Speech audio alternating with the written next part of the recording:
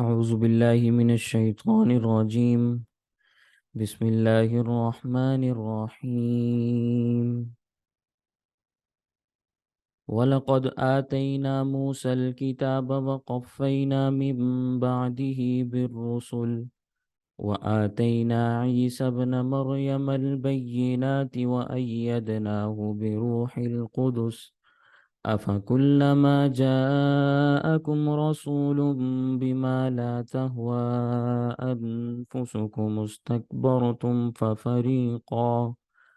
ففريقا كذبتم وفريقا تقتلون وقالوا قلوبنا غلف بل لعنهم الله بكفرهم فقليلا ما يؤمنون ولما جاءهم كتاب من عند الله مصدق لما معهم وكانوا من قبل يستفتحون على الذين كفروا فلما جاءهم ما عرفوا كفروا به فلعنة الله على الكافرين بئس ما اشتروا به أنفسهم أن يكفروا بما أنزل الله بغيا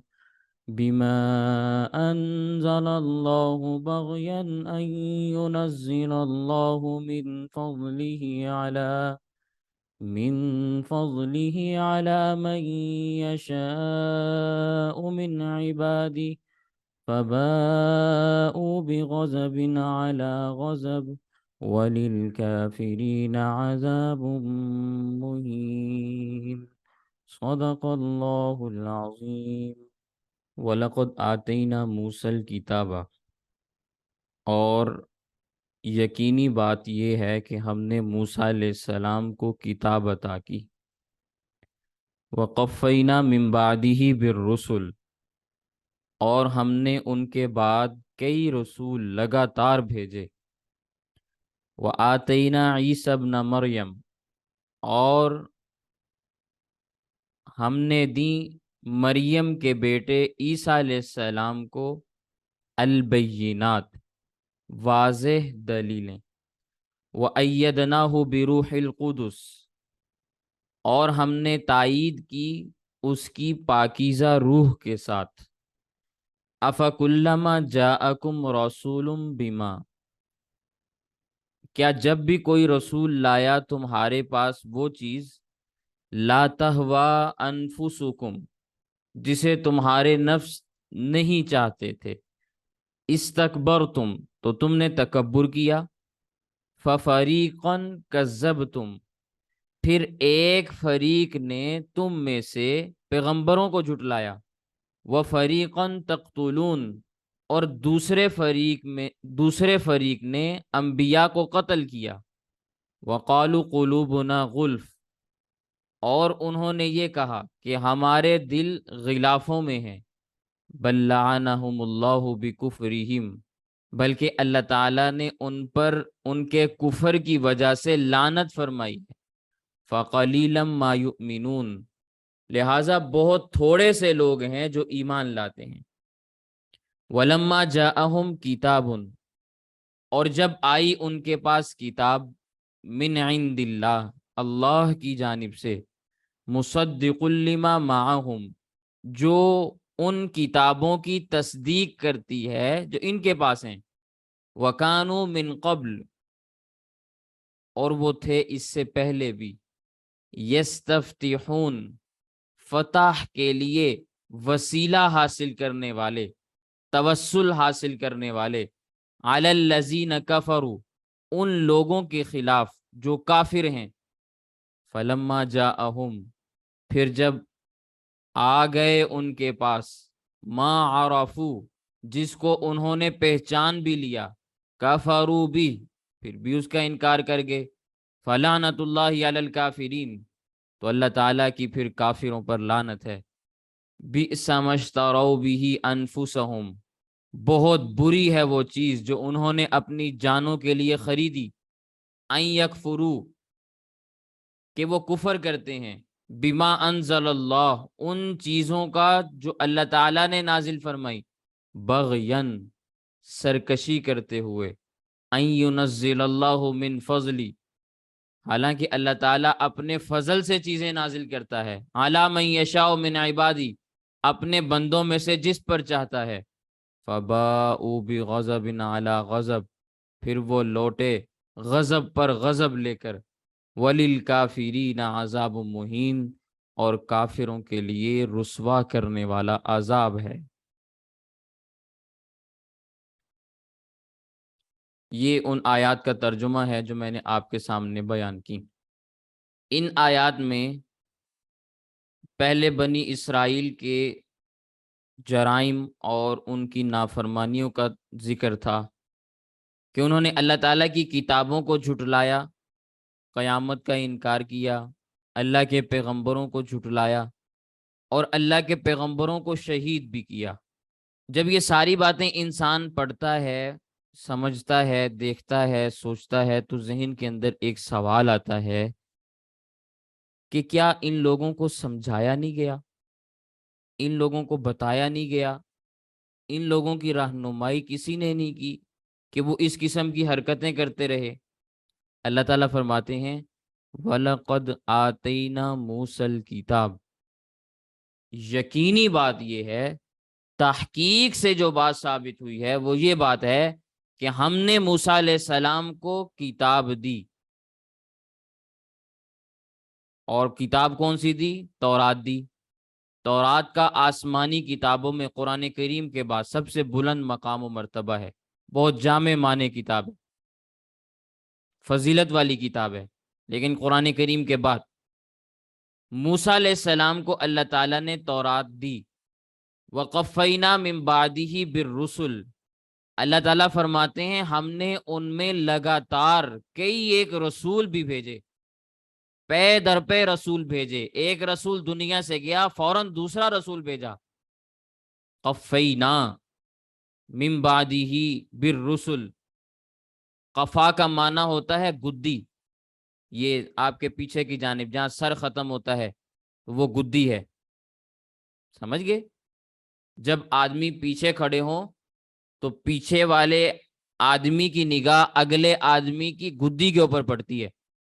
مراد یہ ہے کہ ہم نے موسیٰ علیہ السلام کے پیچھے لگاتار پیغمبر بھیجے، ان کو کتاب بھی دی، اور پھر آخر میں بنی اسرائیل کے آخری پیغمبر عیسیٰ علیہ السلام بھی آئے۔ اللہ تعالیٰ فرماتے ہیں وَآتَيْنَا عِيسَى ابْنَ مَرْيَمَ الْبَيِّنَاتِ، اور دی ہم نے مریم کے بیٹے عیسیٰ علیہ السلام کو بھی واضح نشانیاں، واضح دلیلیں، ہم نے ساری کی ساری چیزیں ان کو بھی عطا کی، انہوں نے بھی ان کو سمجھایا، لیکن یہ قوم ایسی ہے کہ سمجھنے کے لیے تیار ہی نہیں۔ وَآتَيْنَا عِيسَى ابْنَ مَرْيَمَ الْبَيِّنَاتِ، ہم نے مریم کے بیٹے عیسیٰ علیہ السلام کو واضح نشانیاں دیں، واضح دلیلیں عطا کی۔ اللہ تعالیٰ نے مریم کے بیٹے کے لیے عیسیٰ کا لفظ استعمال کیا، نام ہے عیسیٰ، یہ عربی زبان کا لفظ ہے، اور عبرانی زبان میں اس کی اصل ہے ایشو، یا آپ اس کو یسوع بھی کہہ سکتے ہیں۔ آج کل عیسائی جو لفظ استعمال کرتے ہیں یسوع مسیح، تو یہ عیسیٰ کی اصل ہے جس کا معنی ہے مبارک اور سردار، اور حضرت امام بخاری نور اللہ مرقدہ نے اپنی کتاب صحیح بخاری میں عیسیٰ علیہ السلام کا معنی بھی بیان کیا اور مریم علیہ السلام کا معنی بھی بیان کیا۔ عیسیٰ کا معنی ہے مبارک اور سردار، مریم کا معنی ہے عابدہ، عبادت کرنے والی خاتون، اور اللہ تعالیٰ نے حضرت مریم علیہ السلام کو یہ شرف عطا کیا کہ قرآن کریم میں ان کے سوا کسی عورت کا نام نہیں آیا۔ پورے قرآن کریم میں آپ الحمد سے لے کر والناس تک تلاش کریں، حضرت مریم کے علاوہ پورے قرآن کریم میں کسی خاتون کا نام نہیں، نہ پہلی امتوں میں سے کسی عورت کا نام ہے، نہ اس امت کی کسی خاتون کا نام ہے۔ اور حضرت مریم کا نام بھی اللہ تعالیٰ نے کم از کم 30 مرتبہ بیان کیا مختلف آیات میں۔ آپ یوں کہہ سکتے ہیں کہ جتنے قرآن کریم کے پارے ہیں اتنی دفعہ اللہ تعالیٰ نے قرآن کریم میں عیسیٰ علیہ السلام کا مریم علیہ السلام کا نام بھی بیان کیا، 30 مرتبہ ان کا تذکرہ آیا، نام کے ساتھ تذکرہ آیا۔ یہ حضرت مریم علیہ السلام کی فضیلت ہے جو ہمارے دین اسلام کے اندر بھی مسلم ہے اور تسلیم کی جاتی ہے۔ عیسیٰ علیہ السلام کے مقام و مرتبے کو ہم بھی مانتے اور تسلیم کرتے ہیں، لیکن جو ان کا اصل مقام و مرتبہ ہے، جو ان کی والدہ کا مقام و مرتبہ ہے، جو اصل بات ان کے متعلق ہے، اسی کو ہم تسلیم کرتے ہیں۔ ان کے متعلق ہم افراط و تفرید کا شکار نہیں ہوتے، اعتدال کے رستے کو نہیں چھوڑتے، عیسائیوں کی طرح انہیں معبود نہیں بنا لیتے، یہودیوں کی طرح انہیں گالی نہیں بنا دیتے، نعوذ باللہ من ذالک۔ اعتدال کا مذہب ہے دین اسلام۔ دین اسلام نام ہی میانہ روی کا ہے۔ تو ہمارے دین کے اندر عیسیٰ علیہ السلام کے متعلق، حضرت مریم علیہ السلام کے متعلق بہت معتدل قسم کی باتیں اور نظریات موجود ہیں۔ اللہ تعالیٰ نے حضرت عیسیٰ علیہ السلام کی نسبت ان کی والدہ کی طرف قرآن کریم میں بیان کی، جس طرح اسی آیت کے اندر اللہ تعالیٰ نے تذکرہ فرمایا۔ اب عیسیٰ بن مریم کہنا یہ اس بات کی دلیل ہے کہ عیسیٰ علیہ السلام کو اللہ تعالیٰ نے بغیر باپ کے پیدا فرمایا۔ اگر ان کا کوئی باپ ہوتا تو اللہ تعالیٰ قرآن کریم میں ان کے والد کی طرف ان کی نسبت کرتے، کیونکہ قرآن کریم میں خود اللہ تعالیٰ نے یہ ضابطہ بیان فرمایا، ادعوا لآبائہم، بچوں کو ان کے باپ کی طرف نسبت کر کے پکارا کرو۔ بچہ اپنے باپ کی طرف منسوب ہوتا ہے، تو بچے کا جب بھی تذکرہ ہوگا، اس کا سلسلہ نسب بیان کرنا ہوگا یا اس کا تعارف بیان کرنا ہوگا تو باپ کی نسبت کے ساتھ کریں گے کہ فلاں اس کا باپ ہے۔ تو عیسیٰ علیہ السلام کے چونکہ والد ہے ہی نہیں، اس لیے والدہ کا تذکرہ کیا، وگرنہ قرآن کریم میں عیسیٰ علیہ السلام کا جب بھی تذکرہ ہوتا تو والد کے ساتھ تذکرہ ہوتا، والد موجود ہی نہیں، اس لیے قرآن کریم نے عیسیٰ بن مریم فرمایا۔ تو قرآن کریم کا یہ ضابطہ اور یہ اسلوب بتاتا ہے کہ عیسیٰ علیہ السلام کو اللہ تعالیٰ نے بغیر والد کے خالصتاً اپنی قدرت سے پیدا فرمایا۔ اب ہمارے زمانے میں مرزا غلام احمد قادیانی ملعون، جس نے نبوت کا دعویٰ کیا، اس نے عیسیٰ ہونے کا دعویٰ بھی کیا۔ میں نے ختم نبوت کے کورس میں کچھ باتیں اس کے متعلق تفصیل کے ساتھ بیان کی ہیں۔ تو جب اس نے اس قسم کے دعوے کیے تو علماء نے اس کے خلاف آواز بلند کی، تو اس شیطان نے اپنی کتاب جس کا نام ہے کشتی نوح، اس میں پہلے تو مولویوں کو گالیاں دی، اور اتنی گالیاں دی کہ آپ تصور بھی نہیں کر سکتے کہ ایک نبی کی زبان یوں بھی ہو سکتی ہے۔ نبی تو خیر ہم اس کو نہیں مانتے، لیکن ان لوگوں کا دعویٰ، ان کے متبعین کا دعویٰ ہے، اس لیے ہم یہ بات کہتے ہیں۔ بہرحال جو باتیں اس نے علماء کے متعلق بیان کی، میں وہ ساری کی ساری بیان نہیں کرنا چاہتا، لیکن اتنی بات اس نے بیان کی کہ یہ بدذات قسم کے لوگ میرے متعلق کہتے ہیں کہ میں عیسیٰ کی تعظیم نہیں کرتا۔ اپنی کتاب کے اندر یہ بات لکھتا ہے کہ یہ لوگ کہتے ہیں کہ میں عیسیٰ علیہ السلام کی تعظیم نہیں کرتا، حالانکہ میرے سے زیادہ تعظیم کرنے والا کون ہے؟ پھر خود ہی لکھتا ہے، میں تو عیسیٰ علیہ السلام کی بھی تعظیم کرتا ہوں، ان کے 6 بہن بھائیوں کی بھی تعظیم کرتا ہوں، ان کے باپ یوسف نجار کی بھی تعظیم کرتا ہوں۔ یہ تعظیم ہو رہی ہے عیسیٰ علیہ السلام کی کہ ان کے بہن بھائی بھی ثابت کر رہا ہے، ان کے باپ کو بھی ثابت کر رہا ہے، نام لے کے کہہ رہا ہے کہ یوسف نجار ان کے باپ کی بھی تعظیم کرتا ہوں۔ کتنا بڑا بہتان ہے حضرت مریم علیہ السلام کے اوپر۔ اور پھر اسی مرزا غلام قادیانی ملعون نے اپنی کتاب تریاق القلوب میں لکھا کہ حضرت عیسیٰ علیہ السلام کی 3 نانیاں اور 3 دادیاں زناکار اور کسبی عورتیں تھیں۔ کسبی عورتوں سے مراد کہ زنا کی کمائی سے معاملات چلانے والی عورتیں تھیں۔ یہ ہے اس کی تعظیم عیسیٰ علیہ السلام کے متعلق، یہ ہے اس کا دعویٰ۔ اور اتنی عجیب بات یہ ہے کہ اتنے بڑے بڑے دعوے کرنے کے بعد پھر خود ہی کہنے لگا میں عیسیٰ ہوں۔ میں نے اس کی وہ تفصیلات کچھ کہ میں عیسیٰ کیسے بنا، میں مریم کیسے بنا، کیسے میرے اندر حمل ٹھہرا، اور وہ میں نے کچھ باتیں عقیدہ ختم نبوت کورس کے اندر بیان کی۔ اب جب یہ ساری کی ساری چیزیں تم نے عیسیٰ علیہ السلام کے متعلق بیان کی ہیں، پھر تم نے خود ہی عیسیٰ ہونے کا دعویٰ کیا ہے، تو اس کا پھر مطلب پتہ کیا نکلتا ہے کہ تمہاری 3 نانیاں اور تمہاری 3 دادیاں وہ اس قسم کی تھی۔ پھر لوگ کہتے ہیں کہ آپ کو کسی کے بارے میں یوں کہنا، آپ کا مقام و مرتبہ اس کی اجازت نہیں دیتا کہ آپ کسی کے بارے میں، کسی کی ماں بہن کے بارے میں اس قسم کی گفتگو کریں۔ وہ انبیاء کی توہین یوں کرے، وہ حضرت مریم علیہ السلام کی توہین یوں کرے، وہ حضرت مریم علیہ السلام کے متعلق تہمتیں اور الزامات لگائے، تب تو آپ کچھ نہیں کہتے۔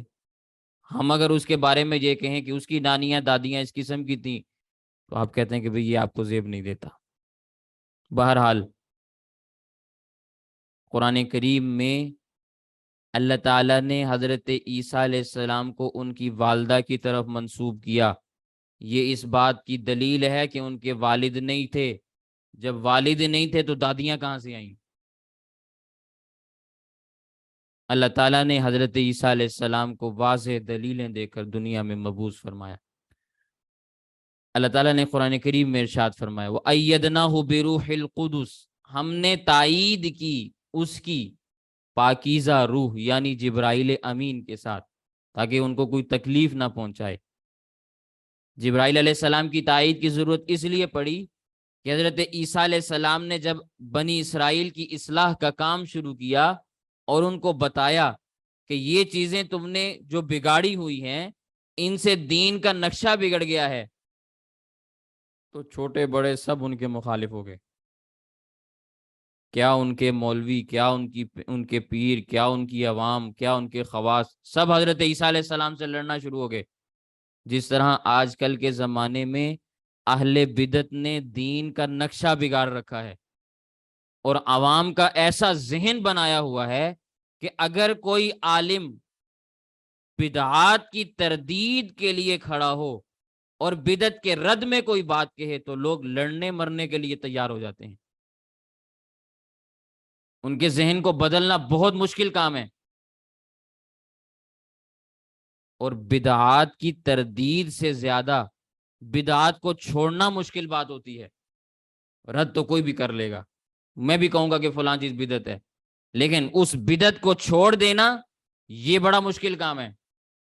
لوگ 20 سال، 25 سال، 30 سال، 40 سال اہل حق علماء کے ساتھ وابستہ رہتے ہیں، لیکن بدعات کو چھوڑنے کے لیے تیار نہیں ہوتے۔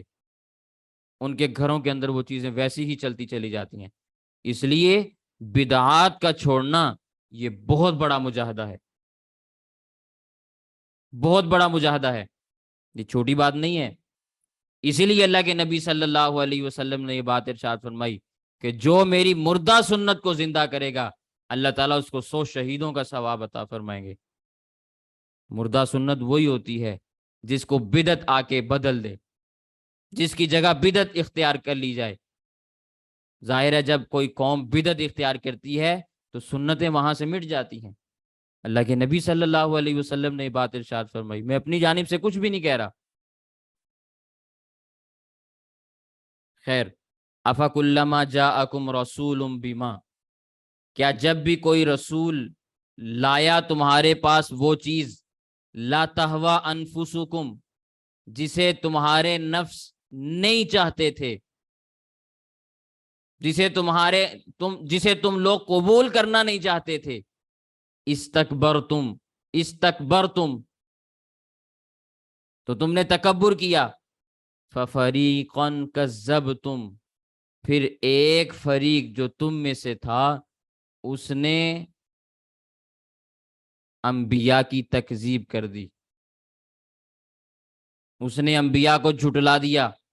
وَفَرِيقًا تَقْتُلُونَ، اور ایک دوسرا فریق وہ انبیاء کے قتل کرنے کے پیچھے پڑ گیا، جیسے حضرت زکریہ علیہ السلام کو قتل کیا گیا، حضرت یحییٰ علیہ السلام کو قتل کیا گیا، ان کے علاوہ بے شمار پیغمبروں کو ایک ایک دن میں کتنے کتنے انبیاء کو شہید کیا گیا۔ میں پچھلے اسباق میں باتیں آپ کے سامنے رکھ چکا ہوں۔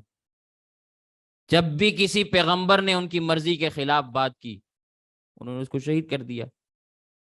حضرت یحییٰ علیہ السلام کے زمانے میں حاکم وقت نے جو اپنی بھانجی کے ساتھ نکاح کرنا چاہتا تھا، حضرت یحییٰ علیہ السلام نے اس کو روکا، کہا تم کون ہوتے ہو میرے راستے میں آنے والے، مجھے یہ باتیں سمجھانے والے؟ نتیجتاً راستے سے ہٹا دیا، شہید کر دیا۔ تو اللہ تعالیٰ فرماتے ہیں وَقَالُوا، ہاں جب بھی ان کو دعوت دی گئی تو انہوں نے یہی طریقہ اختیار کیا۔ ایک گروہ جھٹلانے لگ جاتا، جس کے پاس طاقت ہوتی وہ قتل کرنے کے در پہ ہو جاتا، اور پھر ایک بات اور بھی کہتے قلوبنا غلف، ہمارے دل غلافوں کے اندر ہیں، قلوبنا غلف، ہمارے دل غلافوں میں ہیں۔ غلف اغلف کی جمع ہے جس کا مطلب ہوتا ہے غلاف۔ آج بھی جو ہم قرآن کریم کے اوپر یا دوسری کتابوں کے اوپر جو کپڑا وغیرہ چڑھاتے ہیں، چمڑے کا یا کپڑے کا یا جس بھی قسم کا، جس کی وجہ سے قرآن کریم کے اوپر گرد و غبار نہ پڑے، کوئی مکھی نہ بیٹھے، کوئی دھواں نہ لگے، بے حرمتی نہ ہو، غلاف چڑھاتے ہیں کہ نہیں چڑھاتے؟ تو کہنے لگے ہمارے دلوں میں اللہ تعالیٰ کی معرفت ہے، ہمارے دلوں میں علم موجود ہے، ہمارے دلوں کے اندر بڑی پاکیزہ قسم کی چیزیں موجود ہیں، ان پر ہم نے غلاف چڑھائے ہوئے ہیں تاکہ تمہاری گرد و غبار، تمہارے دھوئیں کی مانند باتیں وہ ہمارے دلوں کے اوپر اثر انداز نہ ہو سکیں۔ قالوا قلوبنا غلف، تمہاری گرد و غبار والی باتیں، نعوذ باللہ من ذالک، دھوئیں کی طرح کی باتیں وہ ہمارے دلوں تک نہ پہنچ سکیں، اس لیے ہم نے اپنے قلوب کے اوپر غلاف چڑھا رکھے ہیں۔ اللہ تعالیٰ فرماتے ہیں بل لعنہم اللہ بکفرہم، یہ بات نہیں ہے کہ ان کے دل بڑے صاف ہیں، یہ غلط بات ہے کہ ان کے عقیدے اور نظریات درست ہیں اور تمہاری باتیں گرد و غبار والی ہیں، بلکہ اللہ تعالیٰ نے ان پر لعنت فرمائی ہے ان کے کفر کی وجہ سے۔ اللہ تعالیٰ نے ان کے اوپر ان کے کفر کی وجہ سے لعنت فرمائی۔ بل لعنہم اللہ بکفرہم، اللہ تعالیٰ لعنت کرتے ہیں ان کے اوپر ان کے کفر کی وجہ سے۔ فقلیلا ما یؤمنون، پھر بہت تھوڑے سے لوگ ہوتے ہیں جو ایمان لاتے ہیں، بہت تھوڑے سے لوگ ہیں جو ایمان لائے۔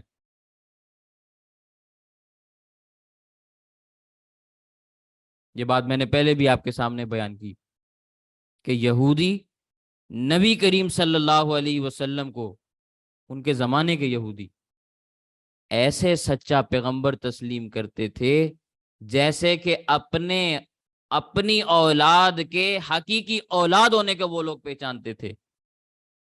یعرفونہ کما یعرفون ابناءہم، اس طرح پہچانتے جس طرح اپنی اولاد کو پہچانتے ہیں، لیکن پھر بھی انکار کرتے۔ آپ نے حضرت عبداللہ بن سلام رضی اللہ تعالیٰ عنہ کے اسلام قبول کرنے کا واقعہ پڑھا ہوگا۔ حضرت عبداللہ بن سلام رضی اللہ تعالیٰ عنہ جب مسلمان ہوئے تو بڑا عجیب واقعہ ہوا۔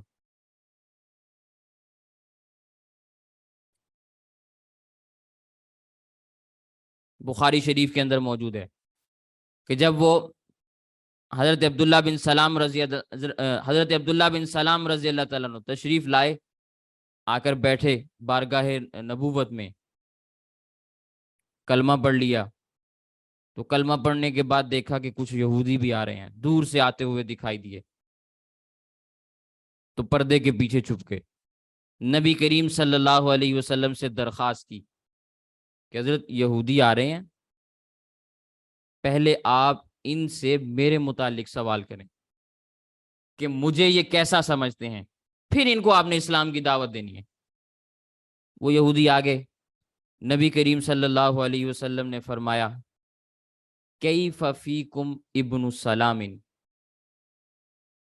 کیف فیکم ابن سلام، عبداللہ بن سلام ابن سلام تمہارے آدمی ہیں، تو تم ان کو کیسا آدمی سمجھتے ہو؟ عبداللہ بن سلام تم میں سے کیسا آدمی ہے؟ کہنے لگے خیرنا وابن خیرنا،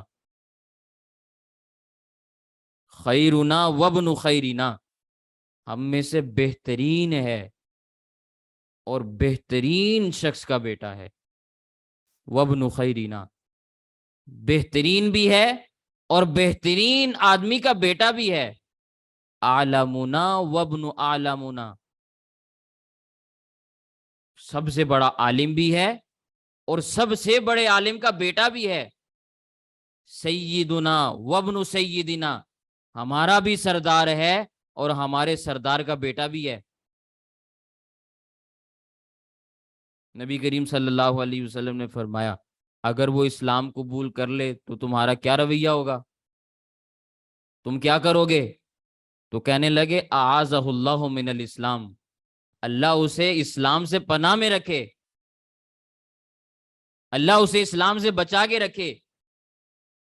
ابھی یہ باتیں ہو رہی تھی، حضرت عبداللہ بن سلام رضی اللہ تعالیٰ عنہ پردے کے پیچھے سے باہر تشریف لے آئے اور سب کے سامنے کہا اشہد ان لا الہ الا اللہ وحدہ لا شریک لہ واشہد ان محمدا عبدہ ورسولہ۔ اب وہی یہودی جنہوں نے اسی جگہ پر بیٹھ کر ان کی اتنی تعریف کی، کہنے لگے شرنا وابن شرنا، ہم میں سے بڑا شرارتی آدمی ہے اور شرارتی شخص کا بیٹا ہے، گندا آدمی ہے، گندے آدمی کا بیٹا ہے۔ اندازہ لگائیں، وہی آدمی ہیں، وہی زبانیں ہیں، اسی جگہ پر بیٹھے ہیں، پہلے کیا کہا بعد میں کیا کہا۔ یہ ہے ضد، یہ ہے ضد جس کا کوئی علاج نہیں، جانتے پہچانتے ہوئے بھی نبی کے اوپر ایمان نہیں لا رہے، اور نہیں لائے لوگ ایمان، سوائے حضرت عبداللہ بن سلام اور 5-7 کچھ اور افراد تھے جو اس زمانے کے یہودی تھے، اس کے علاوہ لوگ ایمان نہیں لائے یہودیوں میں سے۔ خیر، اللہ تعالیٰ نے قرآن کریم میں جو بات ارشاد فرمائی وَلَمَّا جَاءَهُمْ كِتَابٌ مِّنْ عِندِ اللَّهِ، اور جب آئی ان کے پاس کتاب اللہ تعالیٰ کی طرف سے، یعنی قرآن کریم جو اللہ تعالیٰ کی طرف سے کتاب لوگوں کے پاس آئی، مصدق لما معہم، تصدیق کرنے والی ہے ان کتابوں کی جو ان کے پاس موجود ہیں، جو کتابیں یہودیوں کے پاس موجود ہیں، جو نصرانیوں کے پاس موجود ہیں، یہ کتاب قرآن کریم ان کتابوں کی تصدیق کرنے والی ہے۔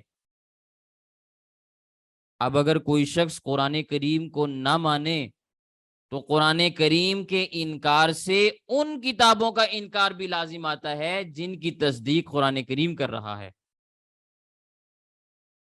انکار لازم آتا ہے کہ نہیں آتا؟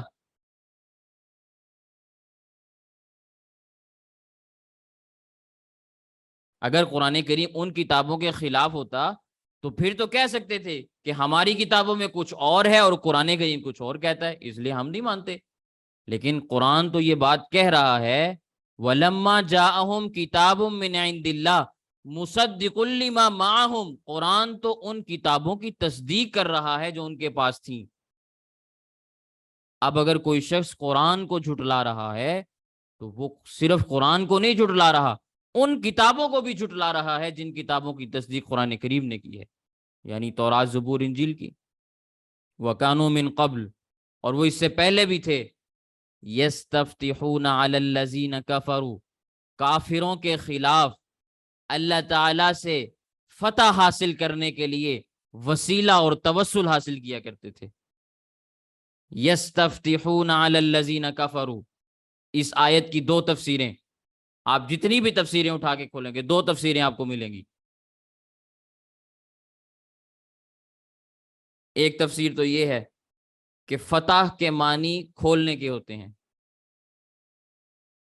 لغوی معنی کے اعتبار سے اگر آپ دیکھیں اس اعتبار سے معنی یہ ہوگا کہ بنی اسرائیل کفار پر اس بات کو کھولتے تھے، یعنی بیان کرتے تھے کہ آخری نبی آنے والا ہے، اور اس کا تذکرہ سیرت کی کتابوں میں ملتا بھی ہے کہ نبی کریم صلی اللہ علیہ وسلم کی ولادت سے پہلے یہودی مشرکین کو، کفار کو یہ باتیں بتلایا کرتے تھے کہ آخری نبی آنے والا ہے، جب وہ آخری نبی آئے گا ہم اس کے ساتھ مل کر تمہارے خلاف جہاد کریں گے، اللہ تعالیٰ نے اس آخری نبی کو عزتیں اور سربلندیاں عطا کرنی ہیں، اس کو حکومت اور خلافت دینی ہے، ہم اس کے ساتھ مل کر تمہارے ساتھ مقابلہ کریں گے۔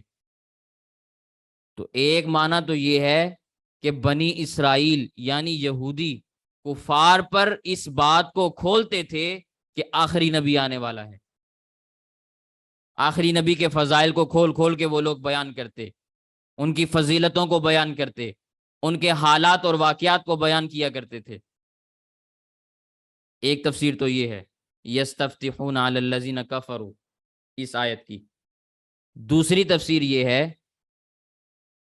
کہ فتح کا معنی کامیابی بھی لکھا ہے، فتح کا ایک معنی کامیابی بھی آتا ہے، تو یہودی نبی کریم صلی اللہ علیہ وسلم کی آمد سے پہلے کافروں کے مقابلے میں فتح اور کامرانی حاصل کرنے کے لیے دعا کرتے تھے، اور یوں کہتے تھے کہ اے پروردگار نبی آخر الزمان کے وسیلے سے ہمیں دشمنوں پر فتح عطا فرما۔ کسی بھی سیرت کی کتاب کو آپ کھول کے دیکھ لیں، آپ کو یہ بات ملے گی کہ نبی کریم صلی اللہ علیہ وسلم کے وسیلے سے وہ دشمنوں پر فتح حاصل کرنے کے لیے اللہ تعالیٰ سے توسل کے ذریعے، وسیلے کے ذریعے سے دعا مانگا کرتے۔ اب ظاہر ہے وسیلہ تو اسی کا دیں گے نا جس کے ساتھ کسی قسم کی کوئی عظمت کا، تعظیم کا تعلق ہوگا، تو نبی کریم صلی اللہ علیہ وسلم کی تعظیم یہ لوگ کرتے تھے، اسی لیے تو وسیلے سے دعا کرتے تھے اور پھر قبول بھی ہوتی تھی۔ لیکن پھر کیا ہوا؟ فلما جاءہم جب آ گئی ان کے پاس ما عرفو وہ ذات جس کو انہوں نے پہچان بھی لیا، کفروا بھی تو پھر اس کا انکار کر گئے۔ فلعنت اللہ علی الکافرین ایسے کافروں پر اللہ کی لعنت ہو، ایسے کافروں پر اللہ تعالیٰ کی لعنت ہو۔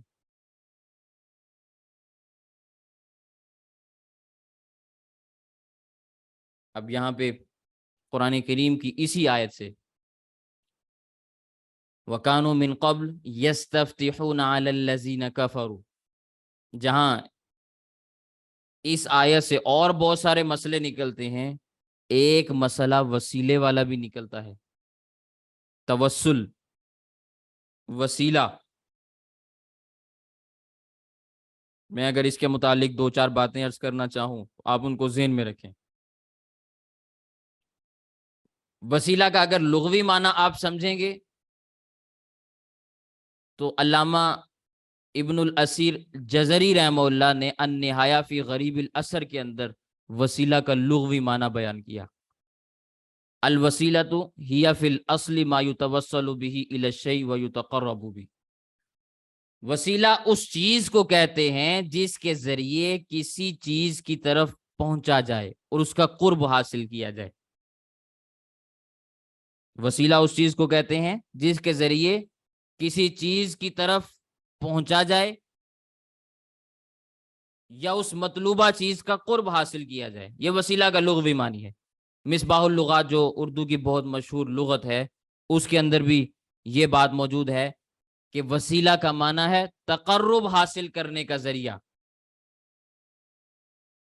حضرت حکیم الامت مولانا اشرف علی تھانوی رحمہ اللہ نے بھی توسل کے یہی معنی بیان کیے، فرماتے ہیں توسل لغت میں تقرب اور نزدیکی کو کہتے ہیں۔ قرآن کریم کے اندر بھی اللہ نے یہی بات ارشاد میں وَابْتَغُوا إِلَيْهِ الْوَسِيلَةَ کہ اللہ کا قرب حاصل کرو۔ تو وسیلہ کا لغوی معنی ہے قرب حاصل کرنا، کسی چیز کو حاصل کرنے کے لیے اس کی جانب کوشش کرنا، اس کا قرب حاصل کرنا یا اس چیز کو حاصل کر لینا، یہ وسیلہ کہلاتا ہے۔ یہ تو لغوی معنی ہے نا۔ اب اگر اس کا شرعی معنی میں آپ کے سامنے بیان کروں تو وسیلہ کا جو شرعی معنی ہے وہ 3 اقسام پر مشتمل ہے. وہ تینوں کس میں سمجھ میں آئیں گی تو شرعی معنی واضح ہوگا.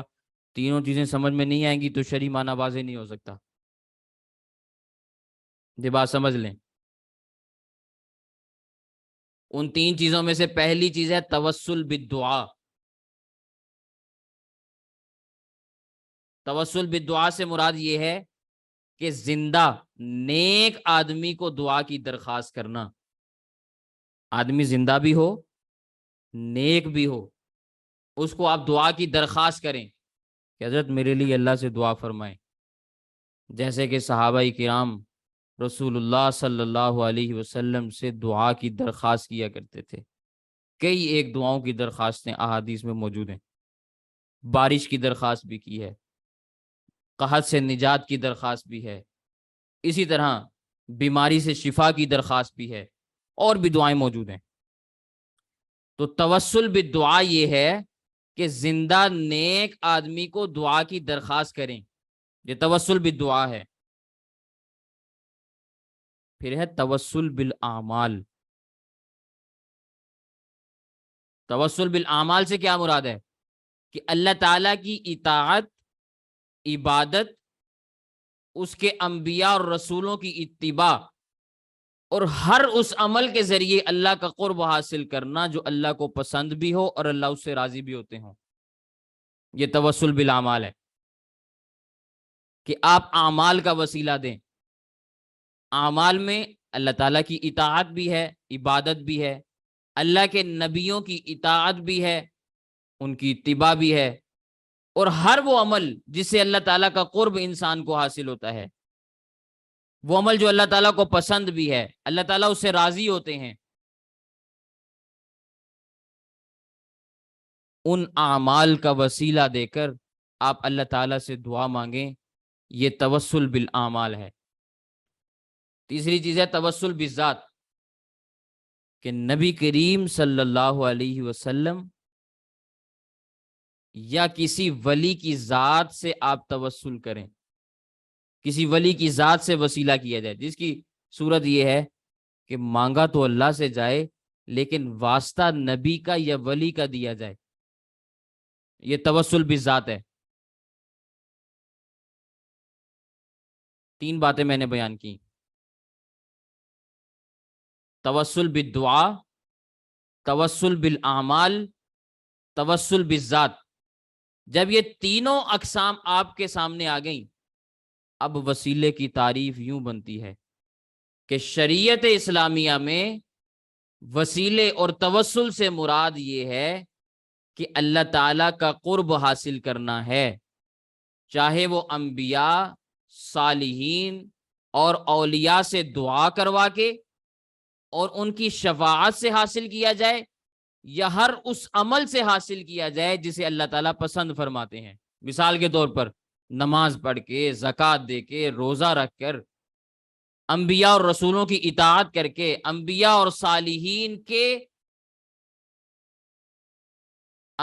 صالحین کی برکت کی وجہ سے، پھر ان کی دنیا کی زندگی میں یا وفات کے بعد. یہاں میں ایک اور بھی جملہ ایڈ کر دوں: ان کے دنیا میں تشریف لانے سے پہلے یا ان کے دنیا میں تشریف موجود ہوتے ہوئے یا ان کی وفات کے بعد کی زندگی میں وسیلہ ہر صورت کے اندر جائز ہے.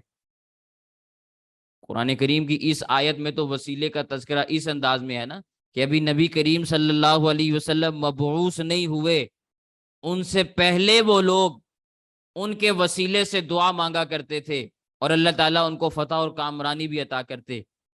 آگے آپ کے سامنے آیات آئیں گی کہ جن میں نبی کریم صلی اللہ علیہ وسلم کی ذات کے ساتھ وسیلہ دنیا کی حیات میں مانگا گیا، اور پھر ایسی احادیث بھی موجود ہیں جن میں وفات کے بعد مانگا گیا. تو قرآن کریم، احادیث دونوں کو ملائیں تو یہ ساری کی ساری چیزیں ثابت ہو جاتی ہیں جو میں نے آپ کے سامنے عرض کر دی.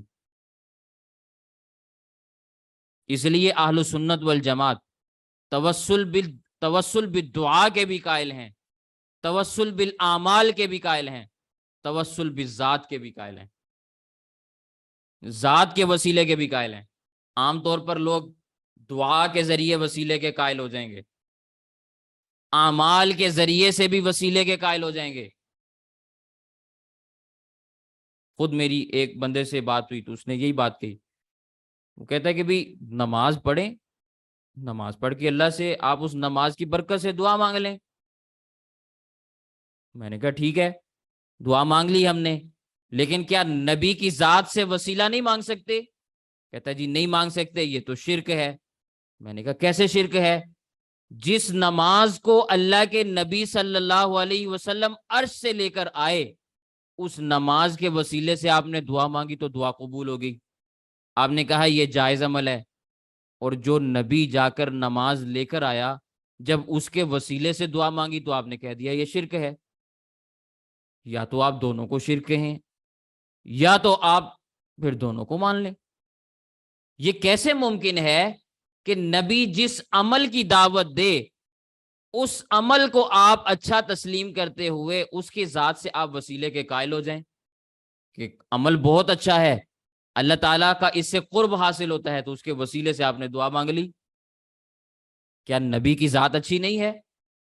نبی کی ذات تو سراپا خیر ہے۔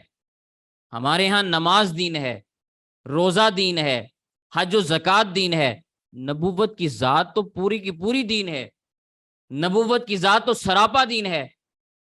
تو نماز کے وسیلے سے آپ دعا مانگ لیں اور وہ قبول ہو جائے، اور اس کے شرک ہونے میں کسی کو شبہ لازم نہ آئے، اور نبی کی ذات کے متعلق جب وسیلے کا سوال پیدا ہو تو کہیں آپ یہ شرک ہے، یہ دماغی فطور ہے، یہ دلیل کا مسئلہ نہیں ہے، یہ عقل و فہم کا قصور ہے کہ عقل اور فہم اس چیز کو قبول کرنے کے لیے تیار نہیں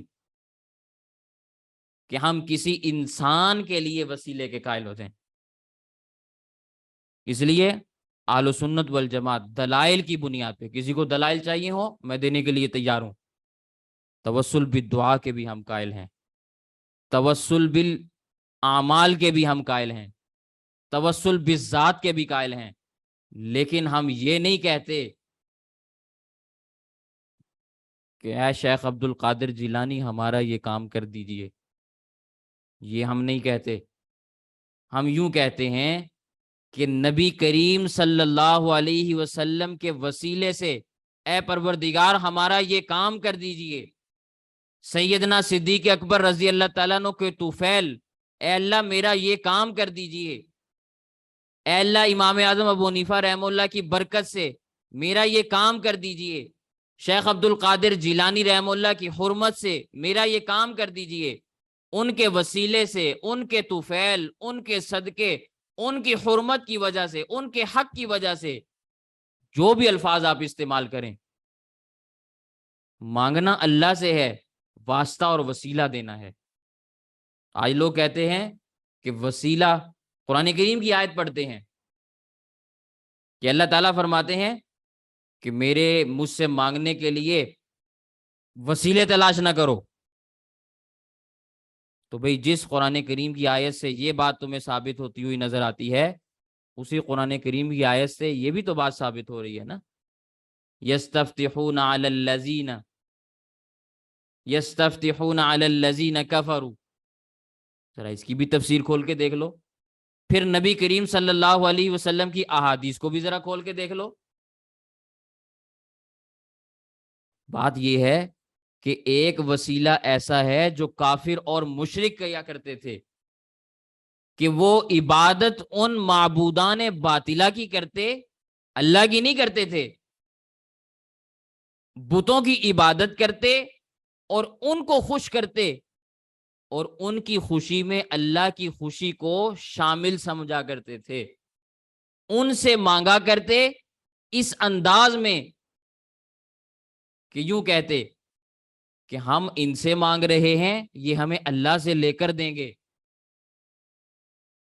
اسلام میں وسیلہ یوں نہیں ہے، اسلام میں وسیلہ یوں نہیں ہے۔ اگر کوئی شخص کسی ذات کا وسیلہ دے رہا ہو اور یہ سمجھتے ہوئے وسیلہ دے رہا ہو کہ وہ ذات حاضر اور ناظر ہے، موجود ہے، عالم الغیب ہے، اس کو تمام کاموں کے اندر تصرف کا اختیار بھی حاصل ہے، وہ میرا کام کرا سکتا ہے، ایسے وسیلے کے کفر اور شرک ہونے میں کوئی شک و شبہ نہیں ہے. ایسا وسیلہ مانگنے والا بھی کافر اور مشرک ہے. لیکن اگر کوئی شخص توسل کرنے والا وسیلہ دے کر دعا مانگتا ہے اور عالم الغیب بھی نہیں سمجھتا، حاضر ناظر بھی نہیں سمجھتا، متصرف الامور بھی نہیں سمجھتا، مختار کل بھی نہیں سمجھتا، یہ ساری کی ساری صفات صرف اللہ تعالیٰ کے لیے ثابت کرتا ہے، اور یہ بھی نہیں کہتا کہ کوئی شخص جبرن اللہ تعالیٰ سے کام کرا سکتا ہے، پھر وہ اس ذات کے وسیلے سے دعا مانگے، اس کی برکت سے دعا مانگے، تو یہ وسیلہ کیسے شرک ہو گیا؟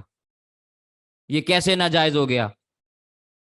مثال کے طور پر کوئی شخص یوں کہے کہ اے پروردگار، میرا تیرے پیغمبر کے اوپر ایمان ہے، میں ان سے محبت کرتا ہوں، یا اولیاء کی محبت کا واسطہ دے کر میں تیرے اولیاء سے محبت کرتا ہوں، میرا ان سے محبت کرنا یہ بھی ایک عمل ہے، اس نیک عمل کی وجہ سے میں تجھ سے وسیلہ مانگتا ہوں، ان کے وسیلے سے یا اللہ میری دعا کو قبول فرما لے. یا نبی کریم صلی اللہ علیہ وسلم سے دعا کرنے کا، ان کے وسیلے سے دعا کرنے کا مطلب یہ ہے کہ میں چونکہ تیرے پیغمبر پر ایمان رکھتا ہوں، ان سے محبت کرتا ہوں، ان کی وجہ سے میں تجھ سے سوال کرتا ہوں، تو یہ وسیلہ جائز ہے. اور یہ وسیلہ قرآن کریم کی اسی آیت سے ثابت ہو. اللہ تعالیٰ فرماتے ہیں بئس ما اشتروا بہ انفسہم، بری ہے وہ چیز جو انہوں نے خریدی اپنے جانوں کے لیے، اپنی جانوں کے لیے انہوں نے کفر خرید کر بہت برا سودا کیا. لیکن کفر کیا کس چیز کا؟ ان یکفروا بما انزل اللہ، یہ کفر کرتے ہیں ان چیزوں کا جو اللہ تعالیٰ نے نازل فرمائی، بغین، سرکشی کرتے ہوئے، ان ینزل اللہ من فضلی، یہ کہ نازل کرے اللہ تعالیٰ اپنا فضل، علی من یشاء من عبادی، جس پر وہ چاہتا ہے اپنے بندوں میں سے، اس پر کسی کا زور نہیں چلتا. اللہ تعالیٰ نے قرآن کریم کے اندر یہ بات فرمائی واللہ یختص برحمتہ من یشاء، اللہ تعالیٰ اپنی رحمت کے ساتھ جس کو چاہتا ہے خاص کرتا ہے. اللہ تعالیٰ پر کسی کا زور نہیں چلتا. فباؤ بغضب علی غضب، پھر وہ لوٹے غصے پر غصہ لے کر، غضب پر غضب لے کر. ایک غضب تو یہ تھا کہ انہوں نے انبیاء کی نافرمانی کی، اس پر اللہ تعالیٰ کی جانب سے ان پر غضب نازل ہوا. پھر دوسرا غضب یہ ہوا کہ انہوں نے آخری پیغمبر کو بھی ماننے سے انکار کر دیا. تو وہ غصے پر غصے لے کر اللہ کے پاس واپس لوٹے. وَلِلْكَافِرِينَ عَذَابٌ مُّهِينٌ، ایسے کافروں کے لیے اللہ نے بڑا رسوا کرنے والا عذاب تیار کر رکھا ہے. فَبَاءُوا بِغَضَبٍ عَلَىٰ غَضَب، جو غضب پر غضب لے کر واپس لوٹے ہیں اللہ کے دربار میں، یعنی دنیا سے چلے گئے اس حالت میں کہ اللہ تعالیٰ ان سے غصہ تھے، ناراض تھے، اللہ کا ان پر غضب نازل ہوا. ایسے کافروں کے لیے اللہ تعالیٰ نے رسوا کرنے والا عذاب تیار کر رکھا ہے.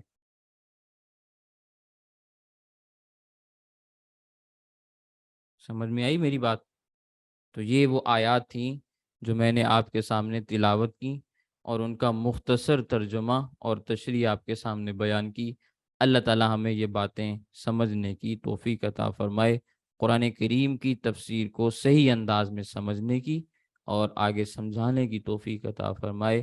وآخر دعوانا ان الحمد للہ رب العالمین.